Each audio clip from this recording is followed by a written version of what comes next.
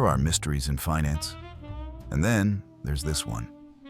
A mystery that shook governments, created millionaires, collapsed empires, and rewired how millions of people think about money. And it all goes back to one name. A name that might belong to a man, a woman, a group, or no one at all. Satoshi Nakamoto, the creator of Bitcoin, the owner of more than 1 million untouched Bitcoins, and the person who vanished from the internet forever. Today, we're opening the entire case file.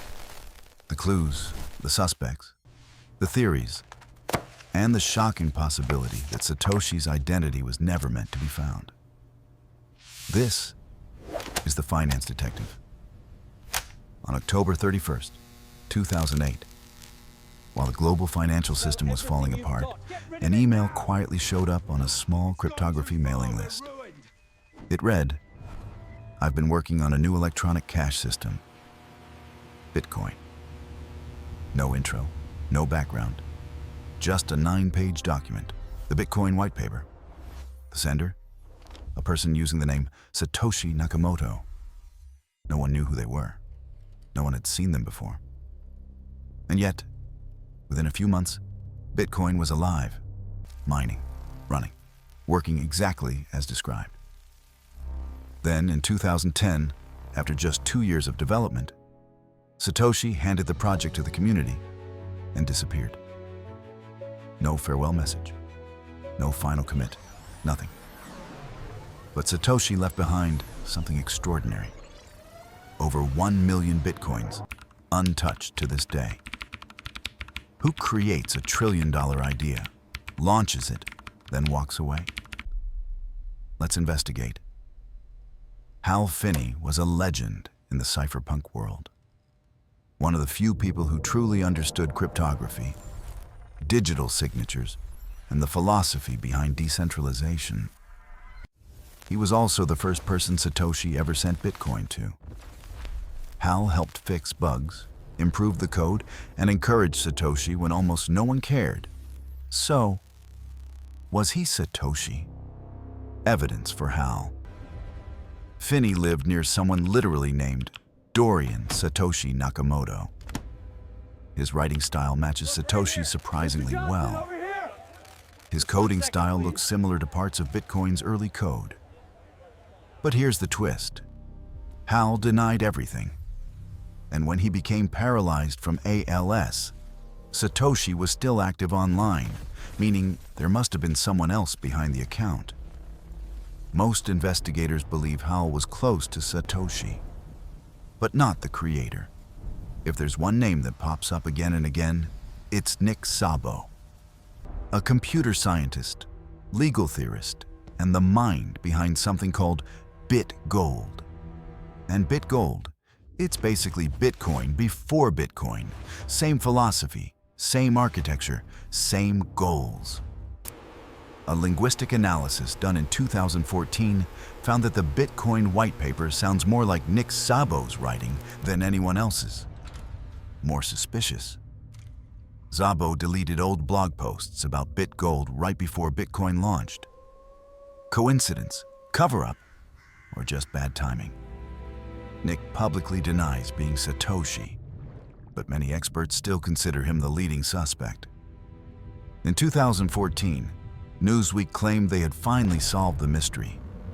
A quiet engineer in California named Dorian Satoshi Nakamoto. He had the name, he had the background, he had the government engineering history. There was only one problem. He had no idea what Bitcoin was. Dorian is the perfect example of media getting carried away. Case closed, he's not Satoshi. Some investigators argue that Satoshi was never a single person. Why? Bitcoin's code combines advanced cryptography, economics, distributed systems, and game theory. Satoshi's emails were answered around the clock. The system launched with almost no critical bugs, extremely rare for a solo coder. Maybe Satoshi was a team of cypherpunks, or a research group, or a hidden collective. It's a compelling theory. but there's no concrete evidence. Not yet. Here's the most controversial theory. Bitcoin was created by a government, most likely the US NSA. Sounds crazy. Well, in 1996, the NSA published a paper describing a system extremely similar to Bitcoin. They had the talent, the cryptographers, and the resources to build such a system. Blockchain is actually a perfect surveillance tool. Every transaction recorded forever. But here's the problem. Bitcoin is uncontrollable. It cannot be shut down. No one can reverse transactions. It's basically everything governments don't want. If a government did create Bitcoin, they made something they can't control. Unlikely. But still, part of the case file. When people argue about Satoshi's identity, they often look at emails, interviews, forum posts.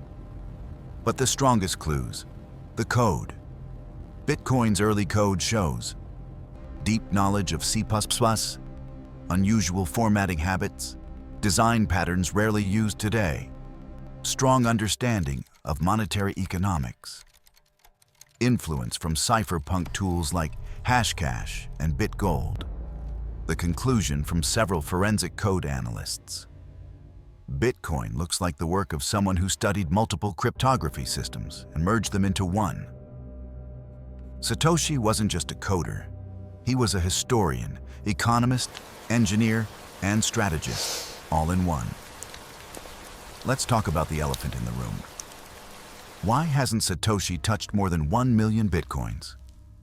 3 major theories. 1. Satoshi is dead. If the keys are lost forever, the coins will never move. 2. Satoshi intentionally chose not to touch them, to keep Bitcoin decentralized, to avoid crashing the market, to protect the philosophy behind the project. 3. The keys are held by a group, and no one dares to move them.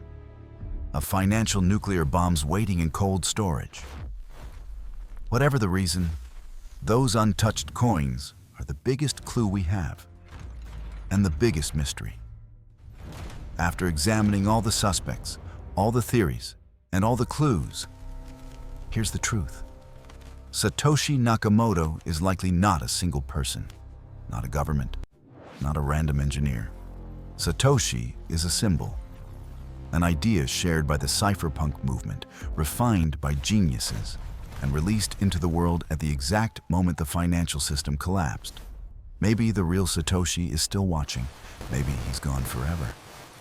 Maybe Satoshi is all of us who believe money should be free, open, and untouchable. I can't And maybe, believe it. It's beautiful. just maybe, Look at this. the It's greatest finally mystery in happening. modern finance was never meant to be solved. This is the Finance Detective. See you in the next case.